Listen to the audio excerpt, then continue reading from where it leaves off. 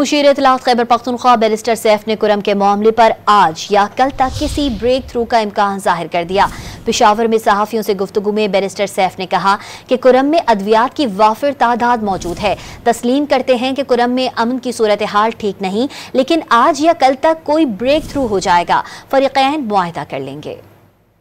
कुरम में अमन की सूरत हाल यकीनन प्रॉब्लमेटिक है। लड़ाई हुई है, दोनों जो मुतहारिफ फरीकैन हैं उनमें झगड़ा हुआ है, कई अफराद जांबाक और शहीद हुए हैं। इसलिए ये तो नहीं कहा जा सकता कि वहाँ पर सब कुछ ठीक ठाक है। ठीक ठाक नहीं है, इसीलिए वहाँ पर सड़क बंद है, इसीलिए वहाँ पर जिरगा जो है वो इस वक्त कोहाट में इस वक्त अभी भी मौजूद है। और मेरे पास सारी इन्फॉर्मेशन आती रहती है। जिरगा अभी भी वहाँ बैठा हुआ है, वो डिस्कस कर रहे हैं और इंशाल्लाह मुझे उम्मीद है कि ज़्यादा से ज़्यादा आज या मैक्सिमम कल तक ब्रेक थ्रू हो जाएगा। फरीकैन जो है वो मुआहिदा कर लेंगे और जैसे ही मुआहिदा होगा सड़क खुल जाएगी। उसके बाद ये तमाम मसाइल।